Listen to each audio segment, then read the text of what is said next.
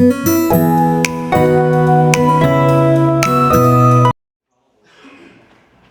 you get my vote if you're running for auditor.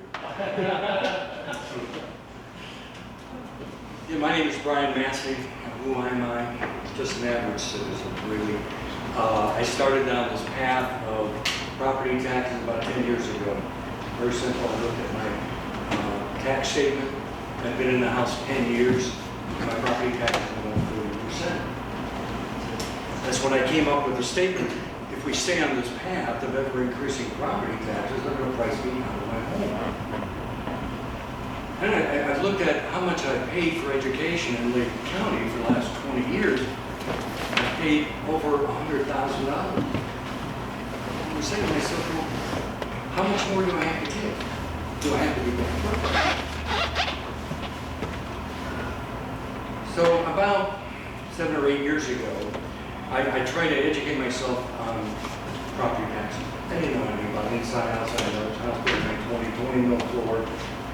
So what I did is I called the state auditor's office, and I had like a phone friendship. They're really very nice guys down there, and what they told me is, Brian, you wouldn't believe how many lobbyists are down here. He said, there's over 200 lobbyists, special interest groups. You know, the only group that doesn't have a lobbyist are the citizens. So that sort of resonated with me, and I said, you know what? I'm going to start a 501c4, and I'm going to call it Lobbyists for Citizens. I'm going to become a citizen journalist because I believe that honesty, integrity, and transparency is the key to good governance. So how do I ensure honesty, integrity, and transparency? By exposing the lies, the deceptions, and the betrayals. I build myself out as the most hated man in Lake County.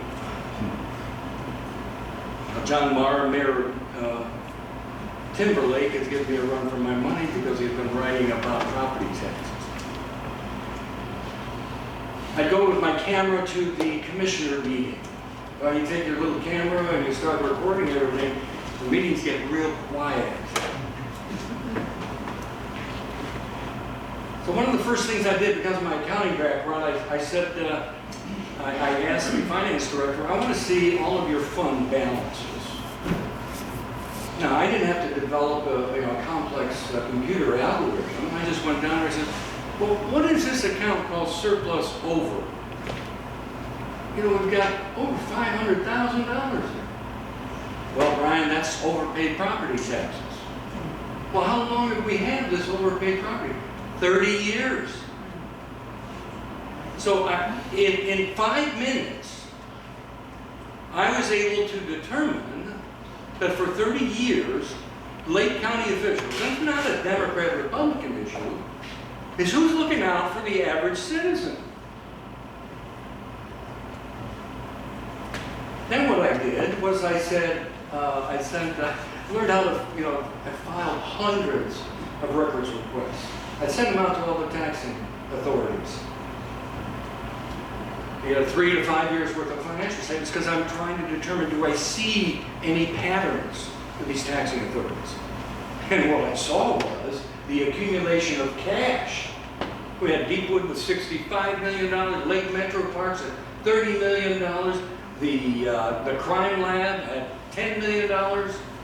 And I asked Chuck Colson, the prosecutor, I said, well, why do you ask for so much millage? He said, well, I didn't want to have to go back to the taxpayers for 15 years. So I said to the commissioners, when I gathered all this information, I said, you cannot keep sucking the lifeblood out of the community. The money has got to be in the hands of the citizens. That helps drive the economy, the local economy. So that told me, and I know I'm right on this, that the public sector has outgrown the private sector's ability to pay for the services.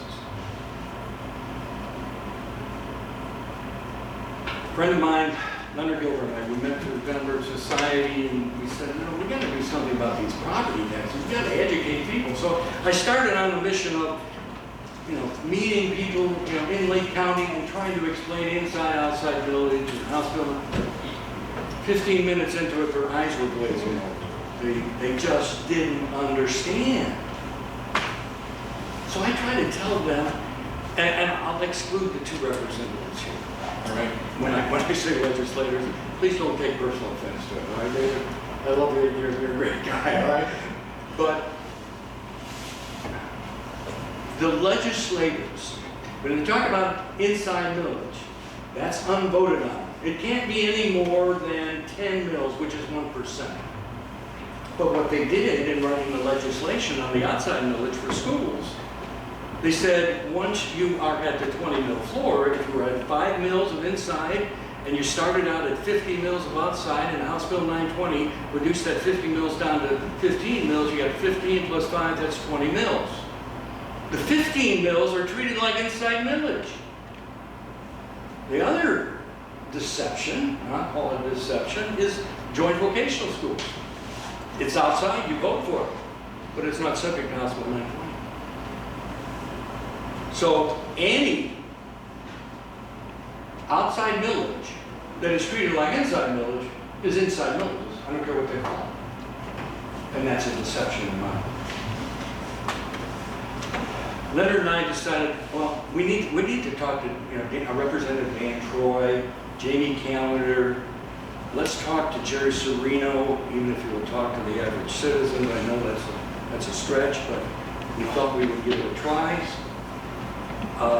And what Callender, he was too busy. He was too busy passing the marijuana issue. He wouldn't talk to us.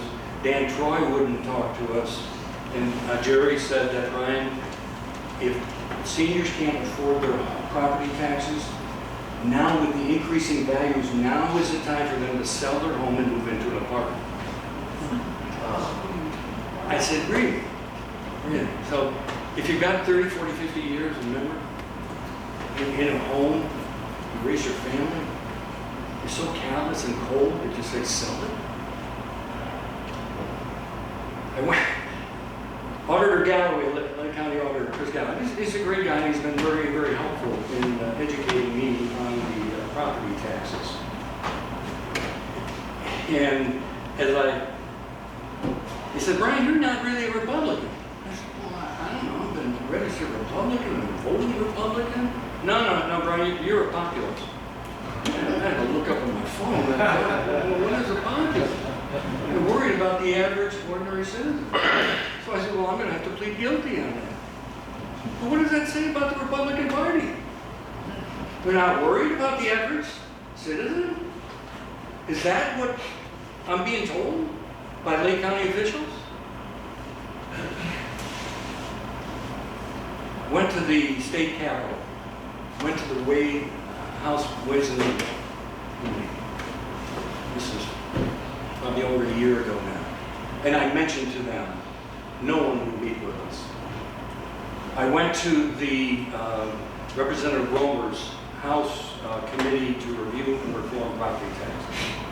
I think, Thomas, I think you may have been there at the time. So I started speaking, and they censored my speech. What they did was they played classical music over what I was saying. And what I was saying was this. I started back up a little bit. Before I went down there, when I found out that we were going to have a 30% revaluation in property values, I said to the officials, I said, wait a minute, we've got to tell the people. We've got to calculate how much each taxing authority is going to get and how much it's going to cost everyone by their taxing district. Brian, you can't do that. You can't tell the truth out there. Well, why not? Well, there are tax levies on the ballot. And if you tell the people the truth, they may not vote for those tax levies. And I'm wondering, what kind of world am I living in here? You don't tell the truth to the average citizen? So what I did, because of my background, I was able to calculate, one example, Willoughby East Lake School District. They were at the 20 mil floor. And I calculated they were going to get well over $8 million. It was going to cost $210 per $100,000 in market value. So I went and talked to the average citizen. Brian, you don't know what you're talking about. Ask them now if they know what they're talking about. Willoughby Eastlake School got $8.8 million without a vote of the taxpayers. Without a vote. And as Representative Thomas said, you get a 10% increase in your property values. And your schools at the 20 mil floor, you're going to get a 10% increase in your taxes for your school district. It just works that way. Without a vote. When I was censured by Representative Romer's committee, I wrote to Dan Troy, I wrote to Serino and to Callender, thinking that, yes, Brian, we'll stand behind you and we'll get your comments on the record. Not enough. So I'm saying to myself, is our constitutional republic, our representative democracy, whatever we want to call our form of governance, does it really, really represent the average citizen? Do the state officials really care if you get priced out of your home? I used to ask people when I start out, how many people own their own home? Invariably 80% would say, yeah, I just paid it all last year. That's not so. I hate to rain on your parade, but you're just a renter from the government. So when I started saying that, I could see people going, well, yeah, really, I'm just a renter.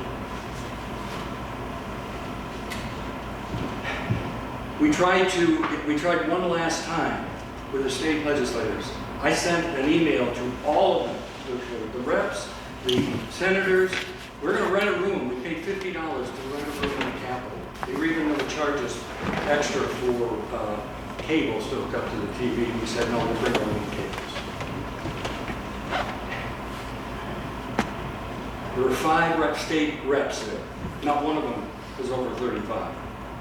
I started to talk to them about the American dream. What my generation, I'm 79 years old. It then dawned on me, my American dream of my generation that was built on the backs of those that fought in World War II to give us this great country and the freedom and liberty that we have. I'm starting to think that that younger generation doesn't understand it. What is freedom and liberty to them? And I now ask the question, if you don't own a home, if property ownership is not available to you, what are you? Are you merely just a serf to the government that they can control? When I talked to, so Leonard and I, we said, they're not listening to us, our state reps. I'll exclude David Thomas, he met with us, I don't know how many times. So I'm excluding David from this. We said they're not listening to us, so what we're going to have to do is start at the least. That's what we said. We're going to have to take it all. Well, Brian, you can't do that. How? And this was Serino. Serino on the wrong word, the radio program. Didn't mention my name, but he said, well, this is irresponsible to abolish property taxes without having a solution to the property tax. So he's saying, all right, average citizen, you really should do our job for us so that you tell us how you're going to fund all these schools. Dollar for dollar. And I said, that's easy. I don't think we should do it dollar for dollar. Anybody, average cost per student, $18,000. Anybody seen the proficiency scores? 40% of third graders can't read at grade level. Math, middle school, 50% are not at grade level proficiency. Why would we want to continue that? It really doesn't make any sense to me. Why spend the same dollars? Do we need 600 school districts in the state?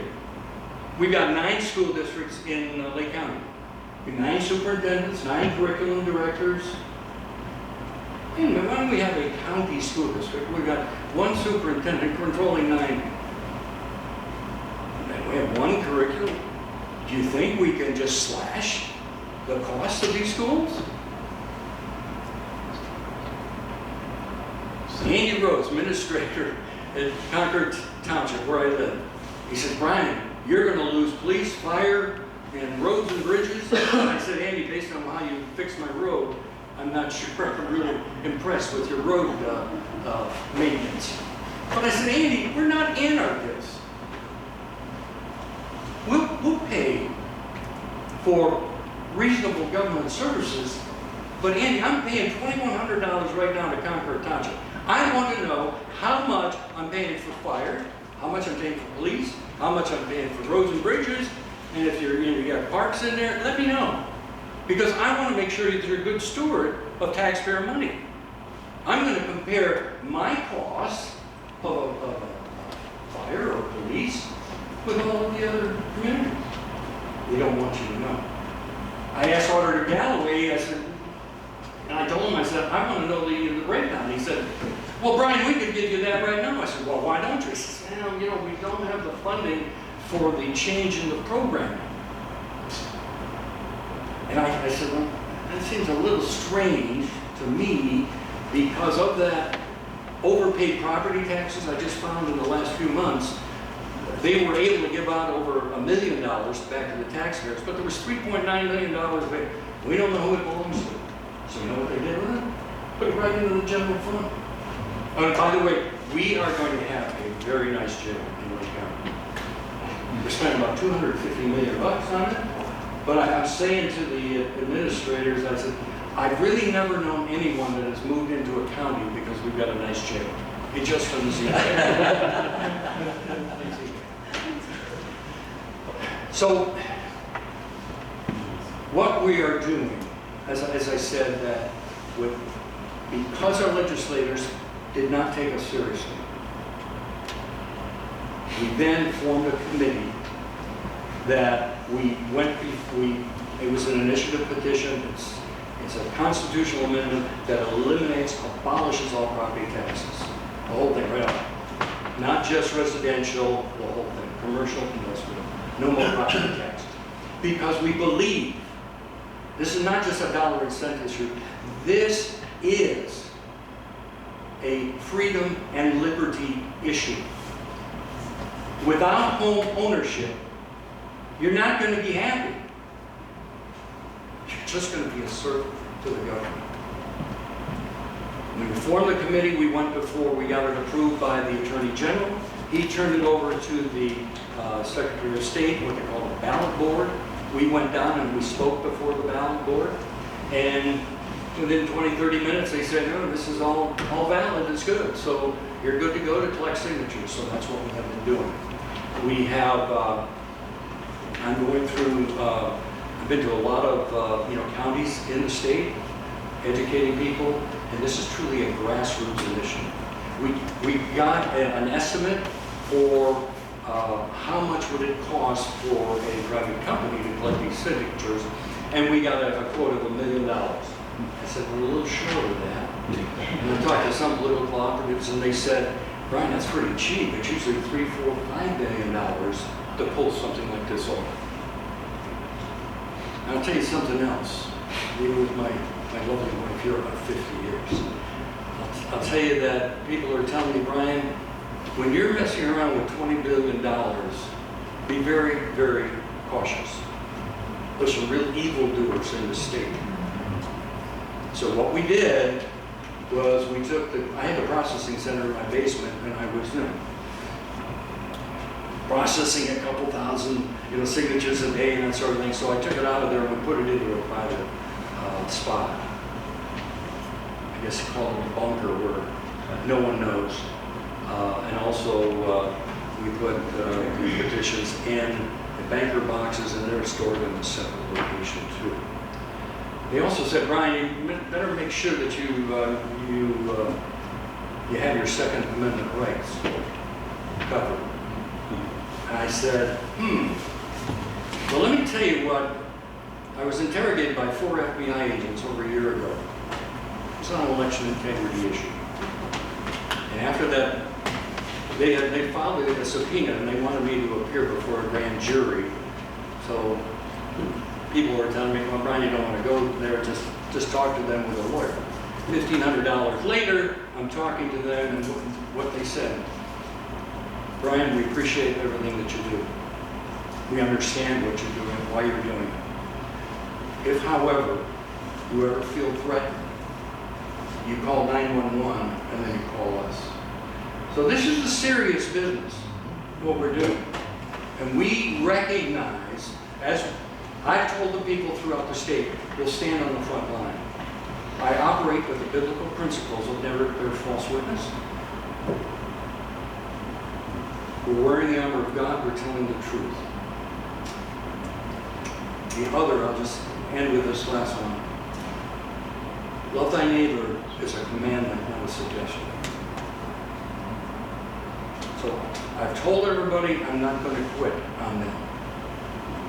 We will get these signatures if the grassroots, if the people will help us collect the signatures. I'm available for any questions. Hopefully I didn't steer anybody or offend anybody. That's never my intent. Yes? I wonder if you did any research on just how far in debt our schools are. Have you done any research on just how far in debt the schools are? Are they surplus? Are they in debt? Are they paying off their bonds, or are they just rolling those over and reestablishing? I don't know all the answers to that. I do know that I've been told that the schools have, and Representative Thomas could correct me, they've got $10 billion in cash reserves through the school system, and I understand the state itself is only $4 billion. So, and what also bothers me, I should mention this, why is the government in the business of valuing property? In Lake County, we spent $1.8 million to a third-party appraisal company. We asked them, I want to see your calculations for this third party. Can't give you that, Brian, it's all proprietary information. So I said to Auditor Galloway, I said, now wait a minute, let me get this right. We pay $1.8 million, taxpayer money. This third party controls our destiny, and we have to prove them wrong, but they're not accountable for it? I said, there was a Tea Party back in Boston a few years back. They did the same thing. So this is serious, and the legislators have got to take this serious now. Auditor Galloway did say, well, Brian, if you could eliminate if we could take away the school funding on property taxes, would you stop? It's no, we would not now. We would not stop. The Constitution says it's the responsibility of the legislators to fund the schools. Yes. I have a question. There was a committee for property tax reform, and I was getting emails from them. Thank you for that. That sort of went away. I asked the question why it went away. Now I'm getting information from X and X. Yeah. Here's the thank you for asking. What's going on? Yeah. This grassroots initiative, we are a conglomeration of various groups throughout the state. The Citizens for Property Tax Reform, led by Beth Blackmore, is one of those groups. She does not speak on behalf of the group. She does not agree with us when we say school funding. She is interested, I guess, in some type of property tax reform. We said to her, you're sending conflicting signals throughout the state. And when we tried to say to her, you're not the media relations person for the committee. That's why I stepped up and we asked her to sort of step aside. And so the Committee to Reform Property Taxes is but a group that are controlling circulators that are getting signatures. They do not speak on behalf of the committee. The committee made up of John Mara, Leonard Gilbert, Keith Davies from Cuyahoga County, and Elaine Cross from Portage County. I should give a shout out to a lady by the name of Vesna Midget-Barisic. She is an attorney in Lake County. Without her, this thing would never have passed. We tried to reach out to lawyers. They didn't want any part of it because, and what I'm finding now in Lake County anyway, that if you've got a lawyer that's bucking the system, he won't do any business in Lake County anymore. So they've got to control it. So originally, I got a package from her about doing a petition. Yes. Now I'm getting same stuff from the other The group. Abolish Ohio Tax Group is our group for that committee. Beth is merely, and her committee to reform, they're merely circulators collecting signatures. She took a, it got so confusing that even the press was starting to think that Beth was the spokesperson for the group, so we had to cut that off because she was not saying what we wanted to be said. So I would say she does a fine job in Cuyahoga County collecting signatures and talking to many of the circulators. But Brian Massie, Leonard Gilbert, and John Morrow are really driving the bus for the actual policy. I appreciate that. Thank you. Yes. Brian, do you know when you're hoping to get this on the ballot? Yeah, Or thanks. are you comfortable telling me? Yeah, absolutely. It's what we're finding out is people want certainty, and I understand that. We originally were trying, again, when we got the approval from the state, from the Attorney General and the ballot board, we had something like 30 days to collect 413,000 signatures. That was even, right now we have over 1,600 circulators, but we're looking to get 5,000 circulators. So we couldn't get it on the November 2025 ballot, all right? So then the question was, well, what do we do? Well, we tried to contact the Attorney General, and we tried to contact the Secretary of State, but the answer is, well, we can't give you any legal advice. I said, we're just average citizens here. Can we put it on May or November 2026? I had a gentleman by the name of Alex Pavlov, who is the rep, he's the public affairs manager for Secretary of State. He called me and said, well, I'll be your answer person. Well, I asked him, and I get the same thing. I can't give you any legal advice. So we said, all right, we're going to put it on the May 2026 ballot until we find otherwise. Then the Secretary of State published the election calendar for 2026. And in that, we saw that it said that July 1st of 2026 is the drop dead date for us to submit our petitions to get it on a general election, which would be November. So that was the certainty that we had. It's not going to be in May. It now has to be on November 2026. So our drop dead date of collecting all of these signatures and petitions would probably be right around January or June 30th rather. But we're asking people, please send in your petitions beforehand, because I don't want to try to process 400,000 signatures in 30 days. We may not be able to do that. So to answer your question, if we get the signatures, it'll be November of 2026. To be effective January 1 of 2027. Okay, that's what I was wondering, because based on what I'm reading, it says effect the first day of the year after it passes. So if the legislature was to try to give local communities a little bit of flexibility to try to provide alternative funding sources, we would have from the date of the election next November until the end of December to pass it. Yeah, we can start working on it now. I love that you mentioned John Birch. 20 years ago, a lawyer said, young man reading preacher from Jekyll Island, money is dead and modern money mechanics, and he was a John Birch guy, so got me on the path. What that took me to is the come out of Babylon talk that's going to be in Plain City. All this conversation, this whole conversation scratches the itch so please get a flyer. It's Friday night and Saturday. You are subject to these taxes because you've given the government compelling interest over you. You do get a lawyer, you become a ward of the state in inept retard. So I've been studying them for a year to find out all the stuff I didn't know. All the contracts, look at your birth certificate when you get home. Your mother signed an informant in admiralty law. We're under common law, under God. There's a lawyer who's giving legal advice. There's lawful advice. Do you know the difference? I sure didn't.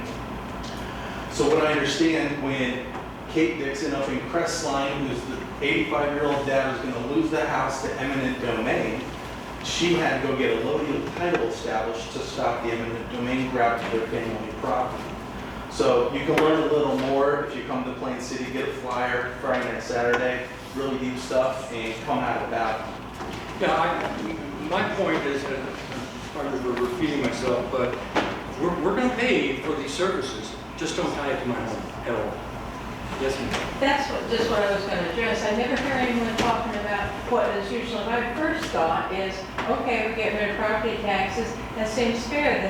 Then we need something where everybody pays for the schools, not just property owners. Yes. Everybody. Yes. Yeah, and you can make some, arguments. Should schools be, should they be competitive? Does a person live in a district, does he automatically go to that school? Why? If it's not, promoting the values of that family. Again, I'm a big believer in the family, because what's happened in our society, we've become an ungodly, uneducated, immoral society. Any tax that causes a citizen to become homeless is immoral. And I'm telling people throughout the state, if you vote for any more property tax levies, you're funding your own demise. Brittany, you had a question? Yes? So we're planning on November, having this on the November ballot. We expect a lot of Democrats to come out next year. What, for your signature requirements, are you getting a lot of Democrats that are supportive of this as well? Or We never ask Democrat or Republican, to be honest with you, because it's a nonpartisan issue. Freedom and liberty works for everybody. I was down, Libertarians invited me down to Columbus a few weeks ago, and we spoke to that group also. And so, freedom and liberty, it really transcends the political. What form of government do we want for our children? Do we want to emulate what is happening in China? How about North Korea? Australia? Or do we want 250 years of an experiment? Are we willing to throw it away? I think not. Any other questions? Mine might be a little too naive, but I hope someone in here can benefit from it, because it sounds interesting when you say, because I appreciate what you're doing, but it sounds like part of our property taxes, and I'm all for everyone should be paying for the schools, not just property owners. I like what you said. But you've got the part of the property taxes that is value-based, based on the value of the home, and you got all these things that we vote in. It sounds like there's two big chunks, or maybe more than that. But if you get rid of the part that you're talking about, are we still stuck with all the levies and stuff? I mean, do we still in effect have a property tax? I'm not sure I understand what happens to all those levies and all those millages, and I mean, they just all stop right away, and then they have to go. Okay, that part I didn't know. That's amazing. Yeah, so it's a fundamental transformation. Wow. Because of as we keep looking at this, That's great. if the local officials were really honest with themselves, we're on the wrong path. We're on the path of destruction, and we're trying to raise the flag. I'm just a messenger. That's all. I do have Lake County Commissioner John Plechnik did write an article in the local News Herald. I do have a single copy of it. You can find it on Lobbyists for Citizens and print it out. I also brought, people were asking me to write something, what's my opinion on this whole thing. So I got a 3-page article I call it, Is the American Dream Dead, or is it just an illusion? Do we really own our home? I also brought, you can find the number of signatures needed by county. I've got the 5, 10, and 15% goal. I can read that, and I also brought this is our petition package for signature. Yes, sir.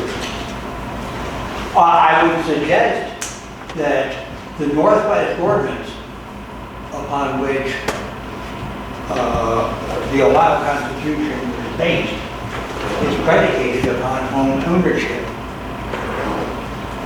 In the sense that the federal Constitution may or may not be, but the Ohio Constitution is predicated on the Northwest ordinance, which provided for subdividing all the real estate, providing for setting aside apart for schools, so that it's embedded in the state constitution. I agree. Thank you very much. Appreciate it. Thank you so much.